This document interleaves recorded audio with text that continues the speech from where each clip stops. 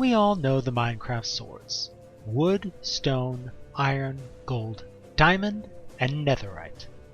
However, let's talk about them in real life, because they are all real. The wooden sword is easy. They're not only sold as toys, but training weapons like bokken and shinai are probably the most used swords in the modern day. Now, on stone swords, we get more interesting. Stone is a horrible sword material. The best way to think about stone is that it's hard dirt. Stone has an amazing compressive strength, but really poor tensile strength. Just like you can pull dirt apart with your hands, stone can't stay together when it's pulled. Unfortunately, swords require a large amount of tensile strength not to shatter on blade contact. So while many civilizations did have stone knives and axes, stone swords were never really used because they would just break apart. There is, of course, one exception: the Aztec Mahaquetl. I apologize for the pronunciation. The Aztec were probably the most advanced civilization to ever exist who had no usable metal. The Aztec got around the fragility of stone by having a wooden base that they ringed with obsidian glass. And yes, it counts. Glass is certainly a category of stone. While the blade could not be used for parrying in the same way a metal sword could, it was a formidable weapon due to the edge that the glass could take. However, as you might guess, the weapon was still far more fragile than its metal counterparts. These days, the only stone swords you can see are manufactured glass decorations. Then, interestingly, Minecraft actually skips an entire category because it doesn't have bronze swords. This is actually amusing, because we've been using bronze swords for far longer than any other form of blade. Bronze, an alloy of copper and tin, was the first metal strong enough to form what we would call a sword. Bronze swords were used from about 5000 BC through approximately 800 BC. It took humanity nearly twice as long to go from bronze swords to iron swords as it did to jump from iron swords to nuclear bombs. This, of course, brings us to iron. Iron is actually much more plentiful than copper or tin, but it needs more complicated techniques to smelt from rock and forge.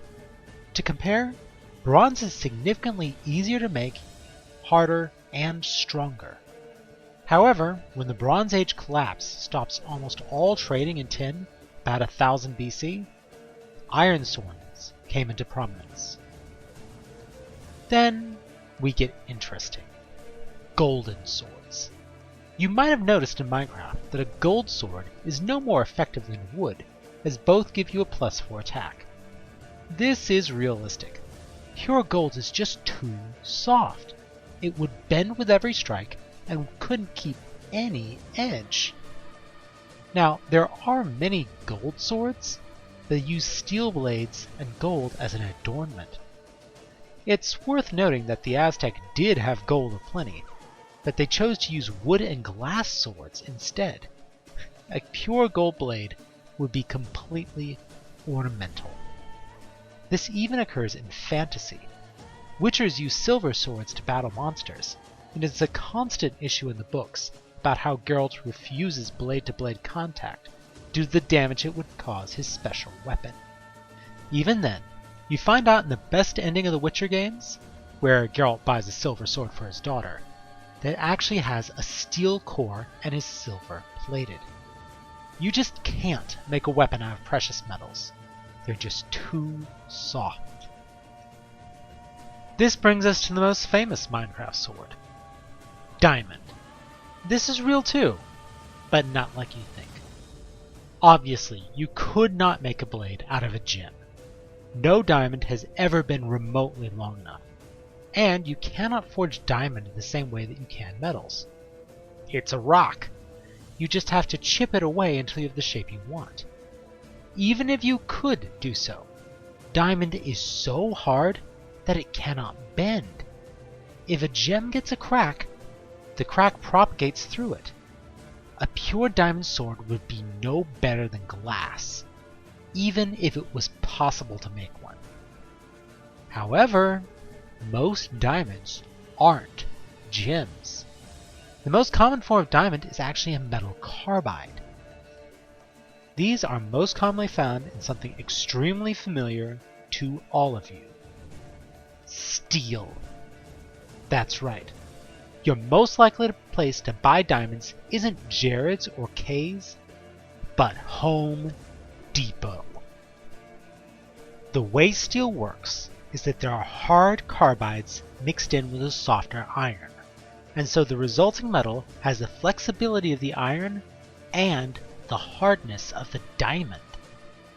By controlling the heating and cooling of the metal while forging, a smith can control the amount of carbon added to the blade and controlling the molecular structure by cooling it quickly or slowly, adding to both the strength and ductility of the steel.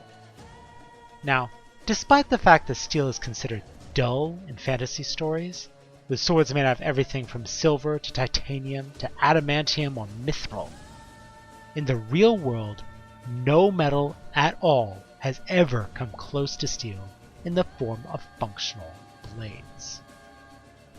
This brings us to our final sword, Netherite. This is made by reforging a diamond sword with metal from an alien world. Now, surely we've come to true fiction. After all, we don't have the ability to get metal from an alien world, much less make weapons out of it. Right? Well, we can't go to alien worlds, but parts of them do crash into us on occasion. I'm referring to meteorites. Some of our first available iron was actually meteoric iron, as the impact smelted the metal, and it typically had a very high nickel content, which made it more malleable. A meteoric iron dagger was retrieved from King Tut's tomb, despite him living firmly in the Bronze Age.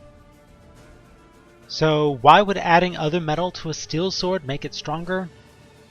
Well, the short form is that it changes the properties. Many modern steels have a combination of metals. For example, miraging steels are up to 25% nickel. Interestingly, this is similar to meteoric iron, which also has nickel as a primary additive.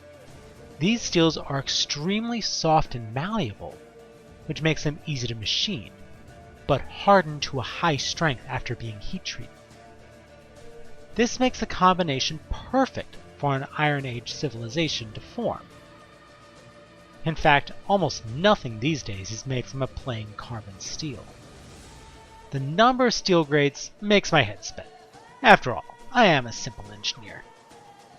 However, it should be noticed that this meteoric iron is netherite, and thus it is real. So, in conclusion, Minecraft swords are not only real, but even the most fantastic of these weapons are actually quite accurate to modern metals, even if they didn't quite realize it. Thanks for listening.